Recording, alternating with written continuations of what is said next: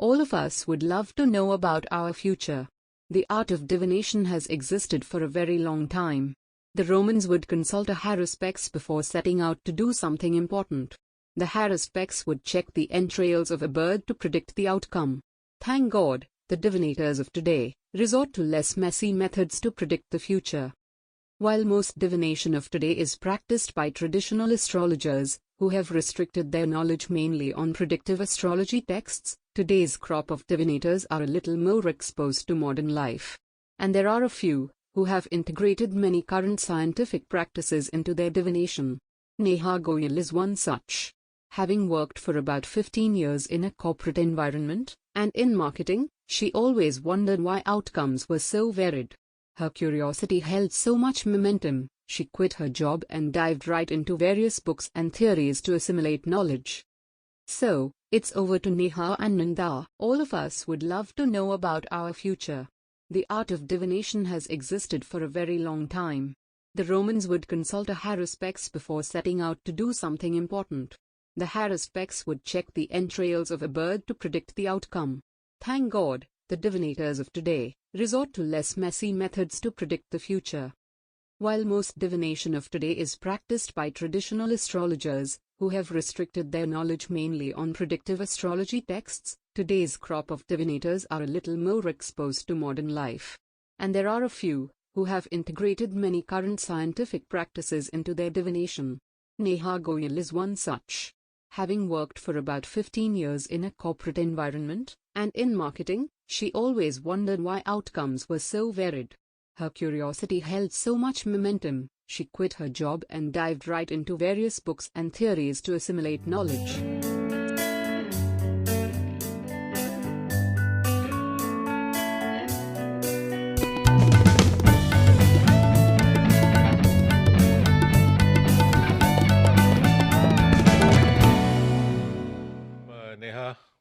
Neha Goyal. You're from the Neha Goyal Shreem Reading. You're a mindset coach.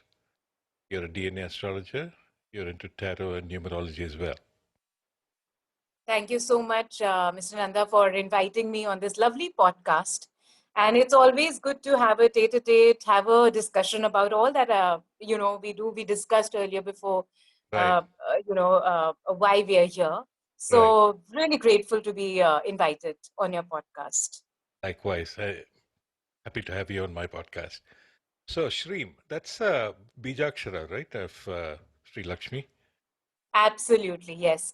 So Shreem, yes, it's a Bijakshara and it denotes auspiciousness, also prosperity. So basically there is a myth that when it comes to Lakshmi or when it comes to prosperity, it means only in terms of money. Mm-hmm. And that's something which I, learned from my Guru Raja Chaudhary.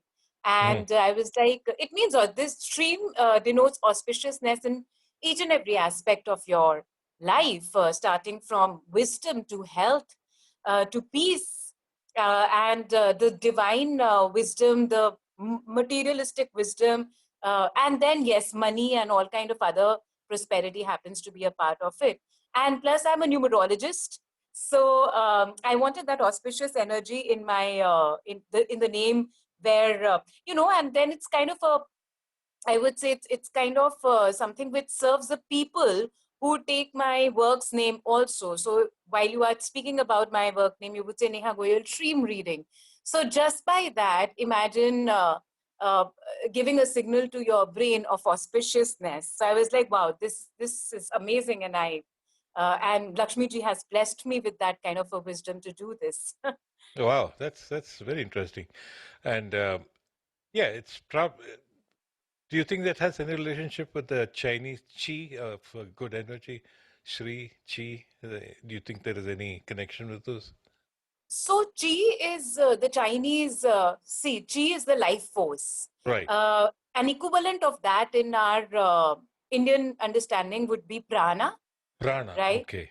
Yeah. So when somebody does a pranayam or, or there are certain mudras that we have here in India also, for example, Ashwani Mudra and Kapal Bhati and all, they are used to increase the prana, the life force within us. And that is exactly what the Chinese do in an oriental way through martial arts and working on their core energy. They normally do it next to a water body or in nature. So it's like as above, so below, as within, so without kind of a concept, which is actually duplicated all across ancient, wisdom, ancient cultures. And yes, but the equivalent of that in India would be prana, Prana, okay. which Yes. is actually in astrology, it is denoted with Jupiter, the aether Ah, energy. Yeah. oh, okay, okay. Oh, that's nice to know. Um, One thing that I found quite different from a lot of other people who are also well versed in arts like this is that you had 14 years of corporate life. So you know the other side. 15 years. Oh, 15 years. I stand corrected. 40 is not even my age. No, no, I said 14, 1 4. Oh, 1 4. Okay, I heard 40. I was like, do I look No, that no. wise? No, no, no. You probably look wise, but not numerically. But I would love to look like this if I have 40 years of experience and Don't we all? yes. Uh, yes, and but that you can do, by the way. That's a hack. That's what these guys are doing with pranayam. That you can regenerate your cells and look young and look rejuvenated at all times. And that's the Right. ancient secret. That's the nectar of immortality, which everybody is following. Of course, it's not just pranayam. One needs to take care of what they eat, what they expose themselves to, which environment they are in, where epigenetics and all of that comes into picture. But I just want to put it out there, it's not non-doable. There are a couple of examples, like the monks in Tibet, and people, they've been able to convert themselves into rainbow body. So yeah, I mean, if you really work for it, you can do it. Yeah, two things I think humanity has always been hankering about is one is longevity, and the other would be the ability to turn lead into gold, alchemy. Yes. Absolutely. And also in that too, in alchemy also, because, I have very deep interest in ancient wisdom, Hmm. and that is what has got me into the kind of work that I do today. Hmm.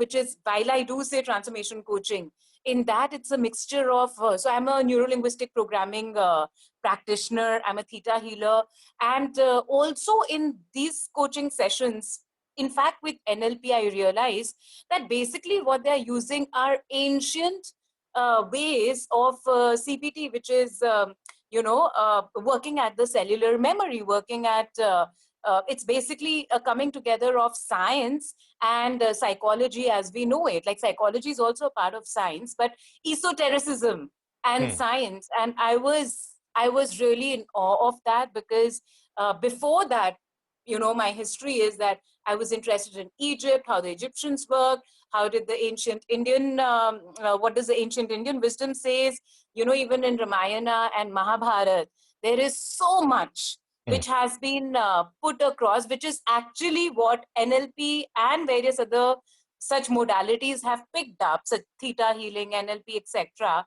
and put in a made it more mass, so to say, and why not? Because this is ancient wisdom which should reach out to everybody. So yeah, it's been a very interesting journey that way. Right. It's also remarkable. Yeah, I have a little bit of a musical background, so it's also remarkable that how all these things kind of tie up, right? If you look at it, there are 7 notes in Western music, 7 notes in Indian music, and like you said, most of the ancient texts, both I think, not so much in the West because the West does not have a very deep history in the kind of arts that we practice in. But as far as Chinese, Indian, they do have a real depth of uh,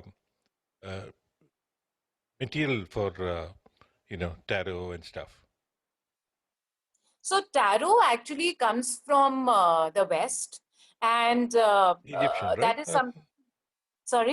Is it from Egypt, tarot? Yes, that's what they say. Actually, nobody really knows the exact origin, but some say Egypt, some say France. Mhm. However, there have been such similar concepts in India as well, Mhm. right?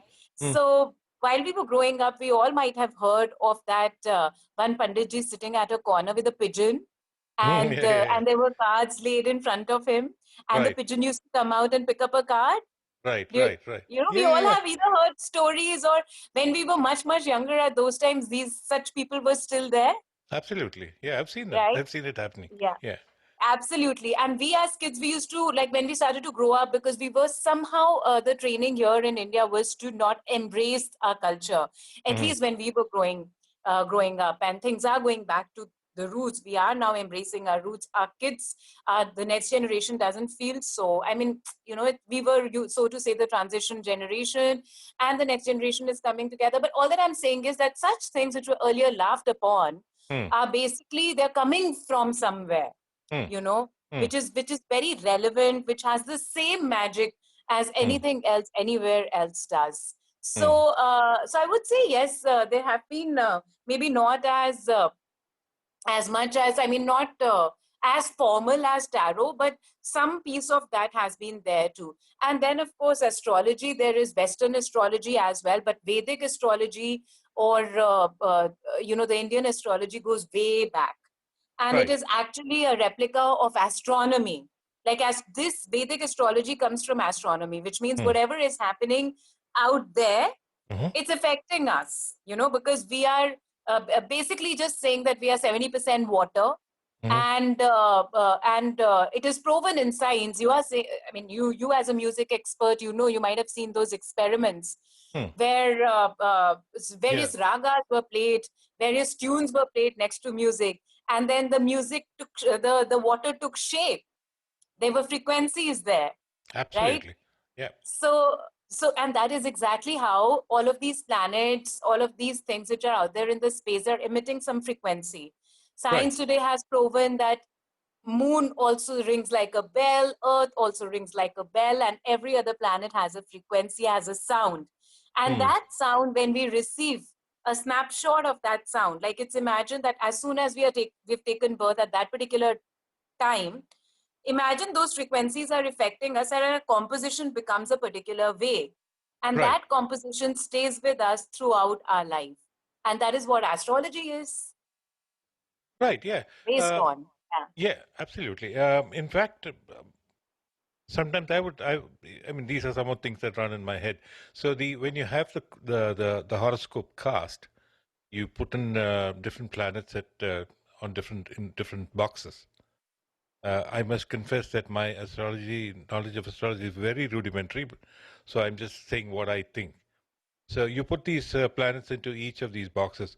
Now, are these like the hour hand and the minute hand of a clock? So in order to be able to fix the time of the person, or is there really a planetary influence on each one of us?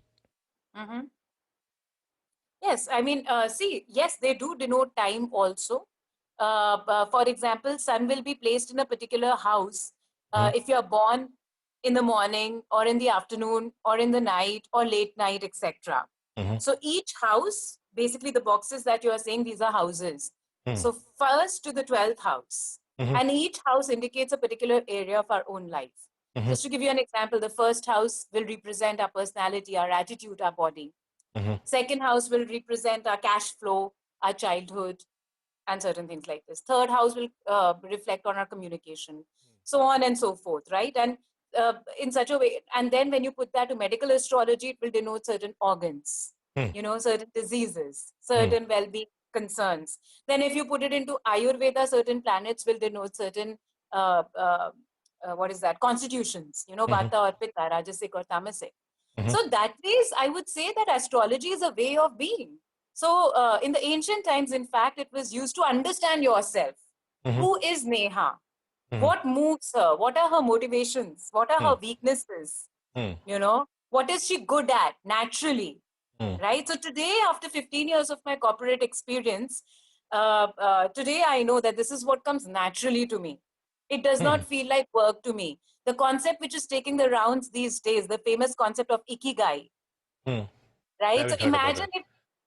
Okay, so it's a book which has Uh-huh. become very famous, which is basically find your passion, something which you're good at, something which serves the humanity, something which pays you well, a mixture of that in between, mixture of these pie charts. That's ikigai. That is what uh, uh, uh, you can call it, the life purpose, or that you will enjoy doing over here and stuff like that. So imagine if there is how these ancients used to use it. Mm. Imagine if there was somebody, all of us, for example, all of us, Mm. when we were children, Mm. if we were trained, if suppose I was trained from the very beginning Mm. into this particular work, I Mm. would have probably, I don't know, reached wherever, Mm. right? Because I knew that my or psychology or whatever ish. But Mm. when we, but do we remember that when we were growing up, I'm sure my parents, even if they would have found out, they wouldn't have said, "Oh, go Neha, do tarot, do numerology. It's okay." A traditional Indian parent would hardly say that. Nobody. In fact, we all know, even we as parents, maybe we are a bit different, I don't know, but we would still want to have a base education in place. Right. So earlier, the community or you know, the people were much more open to these things. In a way, I would say we have digressed rather than, regressed Yeah. rather than, Gone ahead, gone moved forward. ahead in Yeah. life. Yeah. Yeah, progressed. Yeah. Yeah. Yeah. Yeah. So since you do a lot of allied sciences, let's say tarot and numerology and astrology and stuff like that, uh, do you see that all these things tie up? Say, for example, if you do a astrological reading and then you follow it up with a tarot reading, would the divination process indicate the same destination, or for want of a better word? Nandaji, we are living in a universe which is infinite. And Mm. at any given point, there are multiple ways of dealing with the same thing. Mm. And I literally mean multiple. It's just Mm. that whatever is our basic constitution, Mm. one way of being becomes easy for us or natural for us, Mm. right? Mm. So that way is to say that will each one give the same answer? Maybe not, but similar, yes. Right. So Right. obviously, if I'm going through people who get in touch with me, whether for my coaching sessions or for my consultations, they get in touch with me because either they have a concern or they need to know something, which means that either they want to know a muhurata, Mm. you know, or a name, what name should I keep for my kid or for my business, etc. So these Mm. are certain situations where per se there is no problem, or Mm. they get in touch with me when they're facing problems, Mm. right?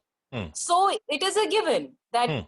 whether it be a tarot card or whether it be astrology, or for that matter numerology also, it denotes upon what are the numerological influences of that particular time on a person. They Mm. will definitely indicate towards a problem, Mm. right? Mm. So to that extent it is similar. And also, in fact, to let you know too, that numerology, Mm. astrology, Mm. and esotericism, Mm. tarot represents all three of them.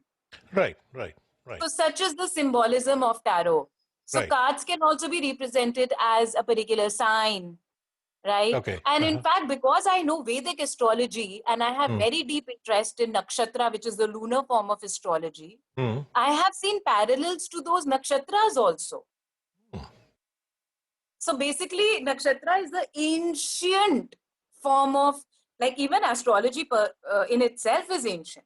Mm. But the nakshatra way of looking at astrology is right now very popular not right now, it is more popular in south of India, Right. Right. right? Mm. And basically, nakshatra form of astrology is based on the fact that they tell you your subconscious mind. It's Okay. like it's like a container, Mm-hmm. okay, and in which are the planets. Mm-hmm. So the flavors, so to Mm-hmm. say, Mm-hmm. and these flavors are coming from the nakshatras. Okay. Uh, Basically, what I'm trying to say is that nakshatra is 1,000 volts, Okay. and the wiring of it is the planets. So we receive those energies or that essence of energy through the planets, Uh-huh. and then we finally receive it through the houses in which these planets sit. Mm. So Mm. imagine knowing the core concern, you Mm. know, And that is exactly my entire work is based on. Okay. That is what DNA astrology is based on. That's what my transformation coaching sessions are based on. That don't cater to the symptoms, because today it's like taking a Disprin for a headache, where maybe the headache that you are having is because of the gas in your stomach. So you need to deal with the gas, and that's Right. what that is what motivates me. Ki root cause. What is the root cause of the problem? Such that eventually this person who's come to me is self-sufficient. No, is not Ah, tied to me, is not dependent forever, is not every second day or third day. Even after getting in, as it is said that if you've met a good soul, why will you remember? Because of dependency or because of how that person made you feel? you're absolutely right. Yeah. This is another area which I feel very strongly about, because if you create dependence, then you try to get a source of income for life, which is not a good thing in real terms. Let me ask you this now, since you talked about the nakshatra. Uh, we are bits and pieces of the solar system. We are from what we call star. Each one of us has a star seed in us. So would that, uh, can I be a little imaginative and say that we are from different planets, or we are from different constellations, and each one of us, and whatever nakshatra we have, shows us the origins of our being? Hmm. Would that be too So, far-fetched? no, I mean, see, it's an interesting thought. None of us have seen the past, to be very honest, right? Right. But here's a something which I have explored in my research, and that is that to feel that we are from a particular place and Hmm. from this place in the past Hmm. is like saying that I have a definite beginning and a definite end. Hmm. Whereas if you come to the soul concept of it, Hmm. the soul has always been there Hmm. and will always continue to be there, Hmm. right? Right. So there is no one place that my soul belongs to. And Right. if I have to name that one place, it will be the source energy. And by Right. source energy, I don't mean God, but Right. definitely not a particular planet or a star, because I cannot be that limited. You know I what I get it. mean?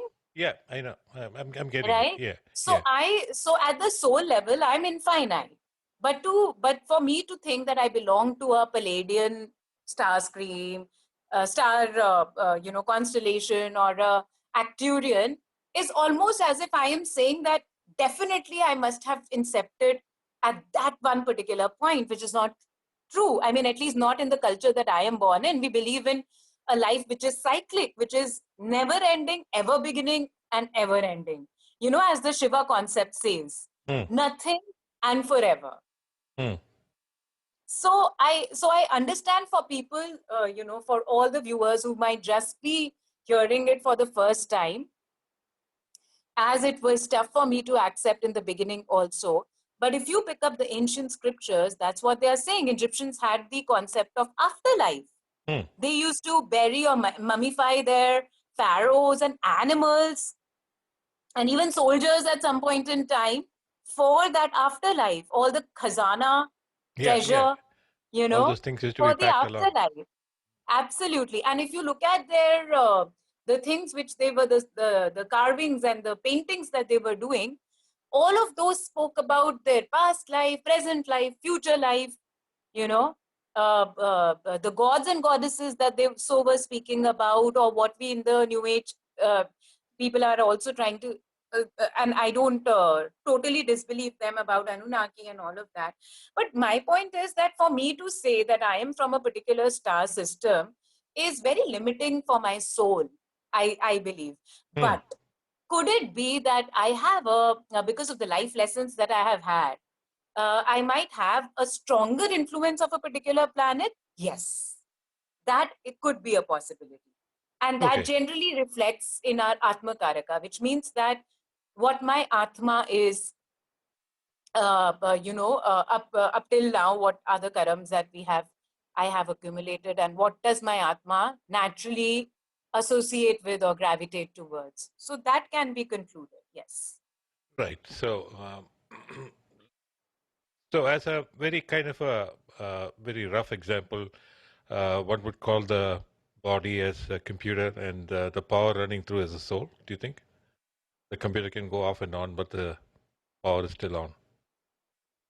Um, uh, okay. Yes. I mean, if you want to say that, yeah, the power or the life force is, I would say life force is something else. At times we have also a few concepts that I have come across are conscious, subconscious, and the unconscious, right? Hmm.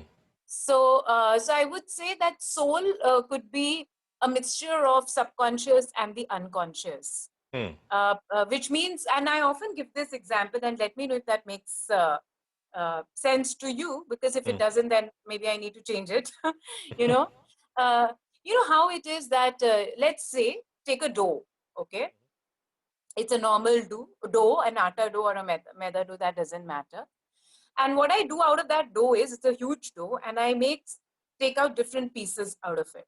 Mm-hmm. And from those different pieces, each piece I have the liberty to put whatever ingredients I want to, Mm-hmm. and thus make each one of them unique. So in one I can make a chapati, of other I can make a naan, of other I can make a tortilla, from another I can make something else, Mm-hmm. right? So that collective unconscious whatever can be that dough, Mm-hmm. okay? Mm-hmm. And then the part of that unconscious, that the pure dough's part, which is still not with the ingredients mixed, that can be the soul. Hmm. And once the ingredients are mixed and it becomes a chapati, that can be me, you know Okay, you have a clear because identity it then. has a yeah, because now it has a specific identity, Right. what we call the ego, which is It not is. always wrong. Inflated or deflated ego is wrong, but Hmm. I am Neha Goyal, and you are I am speaking to Naranji, Hmm. that I am not speaking to a collective unconscious, at least right now. So for the brain, from my brain as a human being, we Hmm. need to have these kind of identities, Hmm. you know Hmm. to experience myself as a human. Hmm. Uh, let's switch gears now. Uh, there is this theory of multi-dimensional consciousness. So, one, uh, and to make it not to tread on anybody's toes, but I can exist on different planes of existence. Like, so, what do you have you read anything about that? Is there any experience that you have that about these multi-dimensional consciousness and how you have a super self that you can get in touch with and ask him or her for guidance, kind of thing? Yeah. Again, a very interesting concept. And when it comes to multi-dimension, um, in my own, the way I look at it, and again, these are certain concepts which nobody can pinpoint and say this is the only truth. But here's a perspective that I found to be very, very believable for myself in my Mm-hmm. perception. And that is that how about if these multi-dimension are not hierarchical or linear? That Hmm. what I mean to say is that if today that I am a 3D and something above is 4D and something above that is 5D and something above that is 6D, Hmm. what if these are levels of understanding, you know, Hmm. or opening up of brain concepts? Hmm. I'm sure we all must have heard that there are certain parts of our DNA which are latent right Hmm. now, which means they were there at some point in time, Yeah, right? I've read about that. We only use 3 bits or some such thing. I'm not Yeah, very correct. sure about. Yeah, And there are certain dead parts in our DNA which are not right, active, right, but which also means that there is a possibility of activating them. And maybe that possibility might be superhuman, you know, ways of being. I don't know. We don't know yet. We don't know anybody except maybe the monks that I've heard of who have converted themselves into rainbow beings, right? right. With meditation, with sound therapy, and with very deep, deep kind of, lifestyle changes and stuff. Mm-hmm. So my point is that instead of looking at dimensionalities being linear or hierarchical, what if we say that they're all a level of understanding which one human being can have. And then there are certain more which are beyond us, because it's like limiting 1,000 watts of understanding or energy in a human form, which is not even 10 watts.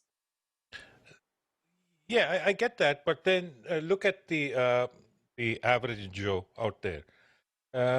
For him or her to be able to grasp this concept of what you said might be difficult. So is it kind of broken down so that you if you kind of stagger it, it's easier to as a concept to understand that. You think that's probably one of So the have you seen in the olden days, there used to be this instrument called abacus? abacus? Yeah. Right? Mhm. And basically what it had was that it was a wooden thing, Yeah. and it had different strings on it, and each string had beads, Right. Right. right?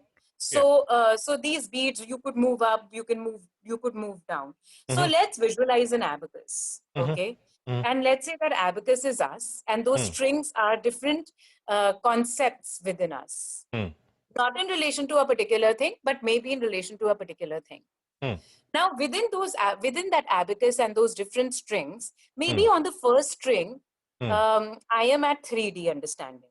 Mm-hmm. Okay, on the second string, imagine 5 beats, because in that concept, I'm of a 5D understanding. Mm-hmm. Then on the third string, I'm of a 1D understanding, very very basic. Mm-hmm. Then on the next, I am at a 10D understanding. You see, and so on and so forth. That's how I was saying that it's not necessary that a one human being cannot exist in multiple dimensions, maybe with different understanding levels of different understanding in different concepts. Maybe within we can exist in multiple dimensions. For example, maybe when it comes to my family, I'm very basic. We all have attachments to our families. Right. But maybe when it comes to the kind of concepts that we are discussing today, a few of them I might be 4D or 5D. Mm-hmm. And maybe in something else, I might be 10D or 12D. So all exist within me and my brain, and that Right. DNA which is activated or not activated, right? Right. Right. And the minute I come at level on all, in any one particular dimensional level, if I come, like let's say I become linear, then maybe I wouldn't be here on earth, because my body will not be able to hold it, because the body is 3D. And that's where such monks, they turn into rainbow uh, light, which is the basic form of who we are, right? Because our body cannot hold a lot of stuff. It is meant for a particular thing, which doesn't make us lower or higher, just by the level of having consciousness and and that ability which animals do not have, which means that a lion is in a jungle. It doesn't care whether it is doing good or bad by hunting on a deer. It's just doing its job. That's what it is supposed to. That is all that it knows, that this is how I can survive. A lion will not go on a fast saying, no, I will turn vegetarian from tomorrow. Yeah, that'll be a death sentence. Right? Yeah. Yeah. So a lion is being a lion, whereas a human being, okay, can become a better person in every next decision that we take, because we have a consciousness. So, in other words, would you say that we are given the tools required to survive? Yes, we are given the tools required to survive, but the survival can also be very subjective, isn't it? For example, if I have trained myself to survive on sun, okay, then I don't even need food. Whereas for somebody like me who's a foodie, I will need my food. Right. So So, survival is also. yeah, sorry to interrupt. So, when you say, let's take the sun example. Now, would you need to have the intention to be able to live off the sun and then you reach that level, or is the other way around? I didn't understand the question. Like, for example, you said if you get to a certain frequency, you can get by sun. I think you meant get energy from the universe. You don't need material food to be able to exist, right? So to be able to do that, do you have to put out that intention first, or you get that state and it automatically happens? How does it work? Oh, Oh, definitely. There has to be an intention. There has to be a desire for it also, because you need to prepare yourself, your body for it to be surviving on sun or universal, I mean, on the solar and the lunar energy and stuff like that. It is not an Right. easy task to do. But we know of people who are doing it. I think I was reading about it somewhere that there is this a sadhu in, I don't remember where, but he has done it. He has not eaten for a very long time. Yeah, I read about Uh, that too. Yeah, there's some yeah, yeah. pictures of him too.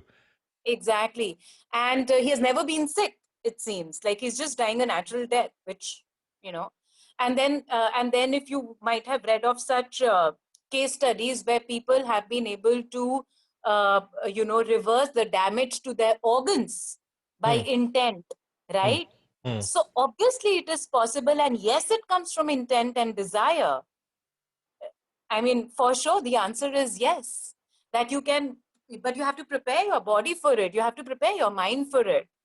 You Hmm. know, you have Hmm. to prepare, you need to get that undying discipline Hmm. inside yourself Hmm. and that commitment Hmm. to be doing it, and then and which is true for everything actually. You're required to have that commitment. For example, today we decided upon a particular time. If I Hmm. wasn't committed or if you weren't committed, this wouldn't have been possible. Right. So for everything to happen, there is a certain element of commitment which is required. Right. Yeah.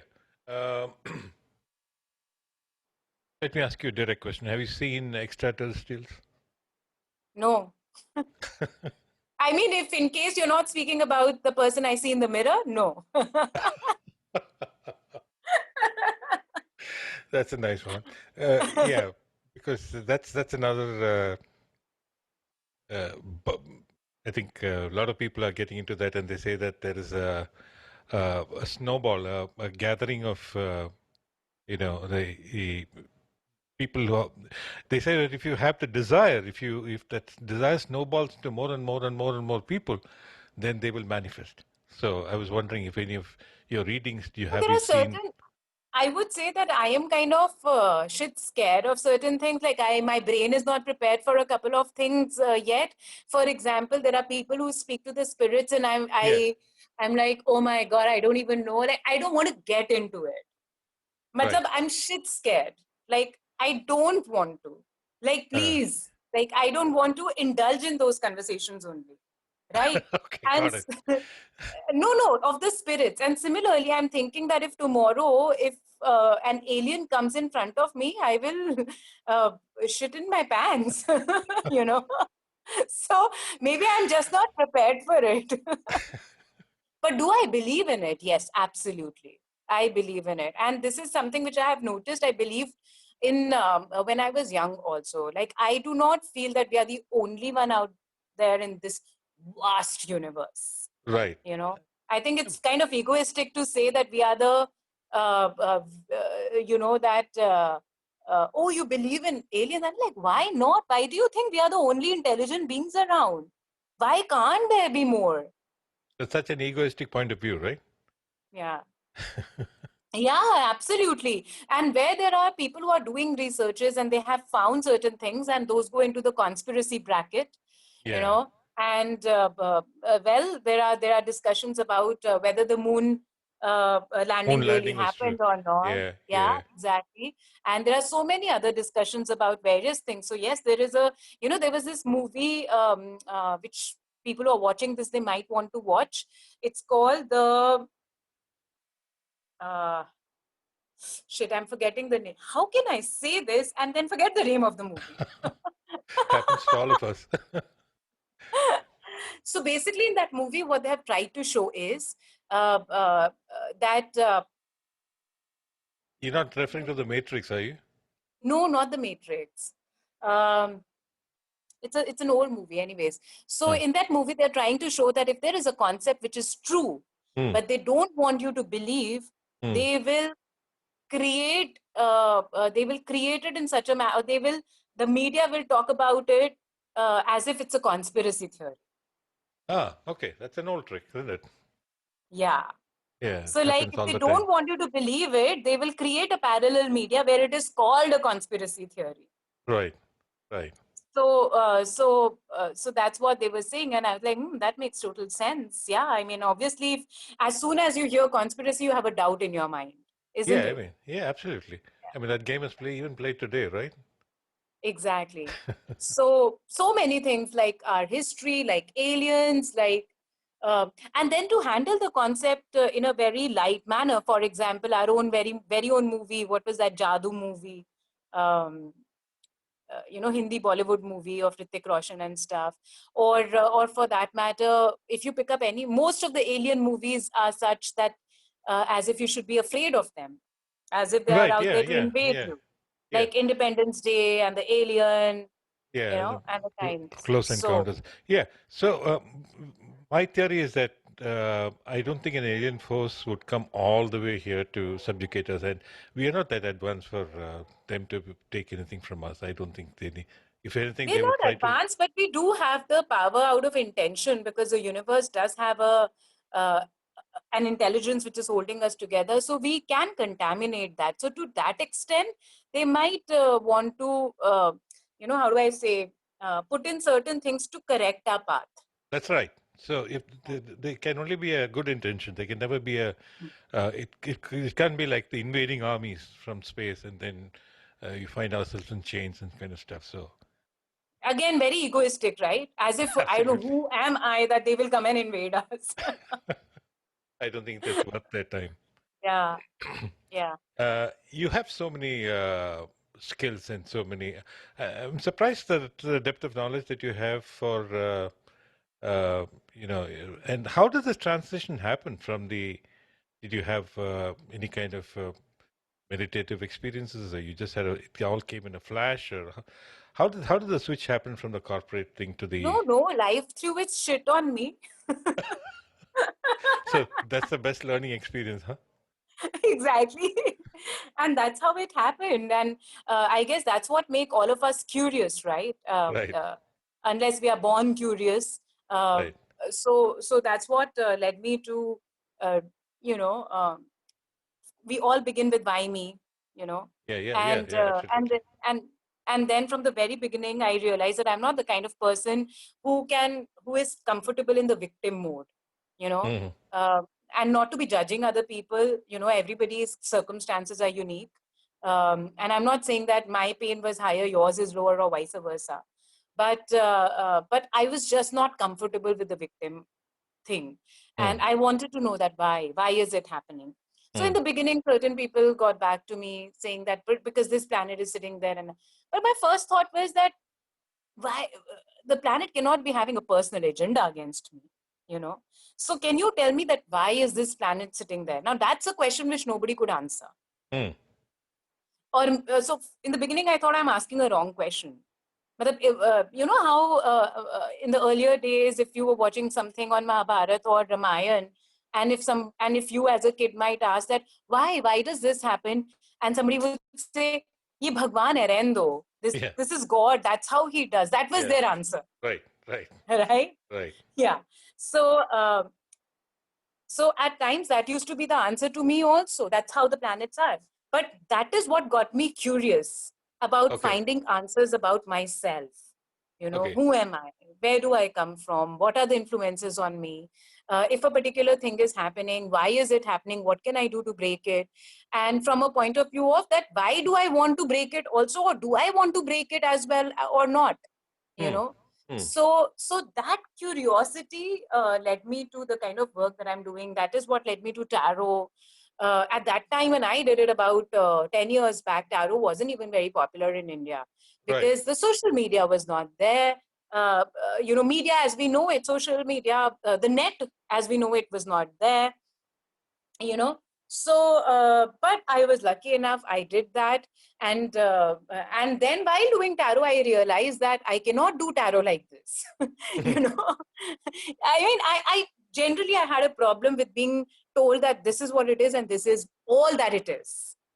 you So know you do you and if you see pentacles, you don't think it's money? I feel that it is not just money. Okay. It is money, and it is also general stability, grounding, earthing. Very good. I can also connect it with the chakra and say it is associated with the Muladhara chakra. Okay. right? Because of the yellow And so color? on and so. Sorry. Because of the yellow color? Is it why? No, yellow is solar plexus, but just because of the nature of that particular suit, Hmm. right? That it has to do with the Muladhara chakra, and the cups has to do with the Anahata chakra, Hmm. right? And the wands have to do with the fire, the solar plexus chakra, Okay. right? Manipura. And and the sword has to do with the upper chakras, because it is air, Right. communication, Right. intuition, Right. clarity of thoughts, and so on and so forth. So my Right. point was that I realized that I had a basic problem in accepting only one way of being, So which is good. I think today when I look back at that, I feel I'm very blessed. People might call it that to be a Disrespectful. rebellion Yeah. or asking too many questions or why can't you stick to the norm, etc. And I totally understand that. I'm not judging them. Each one, we all have a particular journey. In my journey, I was just not supposed to be that way. But But it's that's the interesting because, basic Hindu sorry? philosophy. Basic Hindu philosophy is that you always question. You never take things for granted. Exactly. And that even when you pick up Mahabharata or Ramayana, I mean, it's so interesting that when I read these scriptures, these epics, oh my God, they have deep meanings, Yes, deep yes, yes, meanings. yes, absolutely. There's a superficial meaning and there's a lot of layers of an onion. Yeah, even the names of each character. It's not just asterisks, right? Exactly. And then and then how I can connect that to astrology and all. It was like, it's very interesting for me. Yes, it is. So that opened up a world to me, which it seemed like I naturally gravitated towards it, right?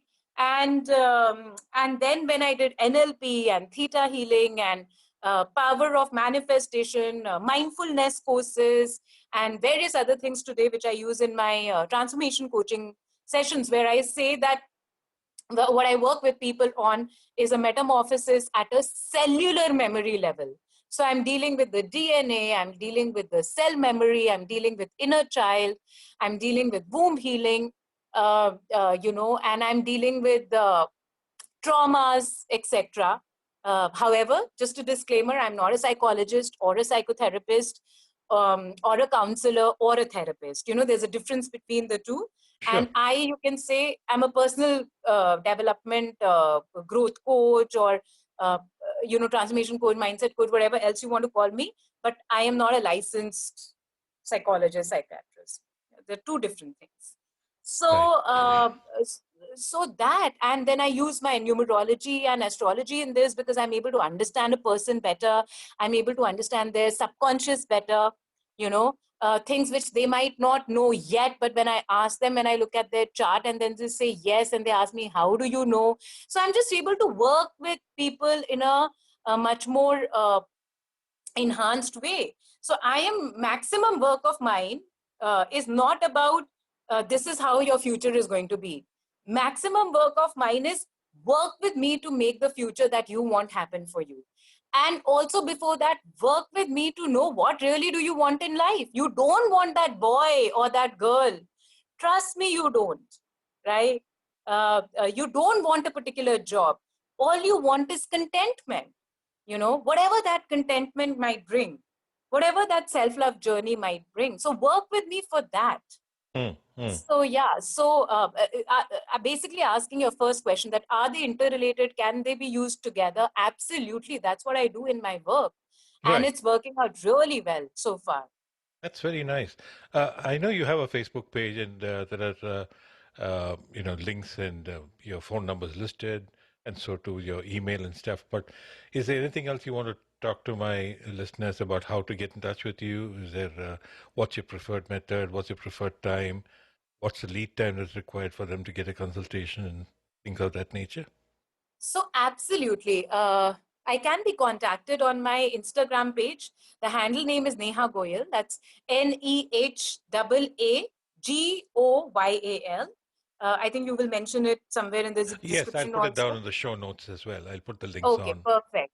And I will request everybody to join me on my Instagram page first, because daily I make posts over there, I make videos over there, and Insta stories. And the idea is to connect and see that what is it that I'm speaking about, what is it that I'm putting across, and then get in touch with me for my consultations, wherein I do my coaching sessions. So there is a range of coaching facilities available, starting from one session to a package of 6 weeks transformational journey.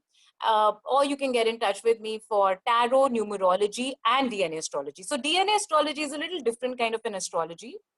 It is much more ancient. It speaks about what negative karmic patterns do we have, and it is coming from which planet, which karma of ours, and how can we balance those out.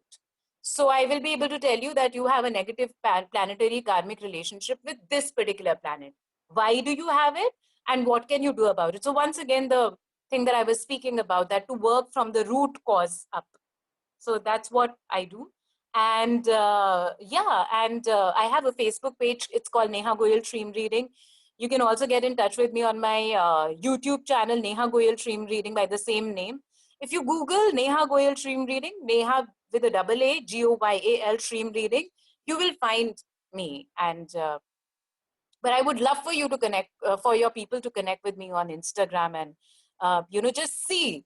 And a lot of people, I would say, in fact, out of almost 200 plus souls that I have worked with so far, almost all of them I have first encouraged to come and see the kind of work that I do, so that because all my posts are basically to train the cell memory of yours to get on a particular to be on a particular direction. And if you come and you listen to that or watch that or see that on a day-to-day basis, that in itself, people have got back to me saying that this affects them, this has made changes in their life. So I would love for your community to join me there as well. Oh, that'll be. I'm sure they will. And one last question. So, if they do want to contact you, and if they do want to get a reading done, how are your payment methods? Do they work online, or how does this work? So all my consultations are online, and for people who are outside of India, they can pay by PayPal. Mhm. And Oh, PayPal works. Good. yeah, so they can. So for the people who are outside of India, they can pay by PayPal, Hmm. and within India, they can pay by Google Pay, Paytm, or a bank transfer. Right. Most of my listeners are of my demographic in the U.S., Canada, and to some extent Australia too, for some surprising reason. So, That's great. I've been working with I would say outside of India, maximum I've been working with people in the US, oh, and good. then UK. It will be interesting to get in touch with somebody in Australia as well.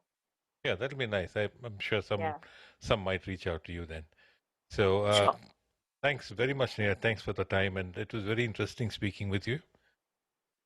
Same here, Nandaji, and thank you so much once again for inviting. I really enjoyed having this conversation, because it's always good to connect with people who are like-minded, and yeah, it will be great to connect again. Sure, Thank look you for forward to that. inviting me. Oh, you're most welcome. Bye bye. Okay, namaskar. Radhe Radhe.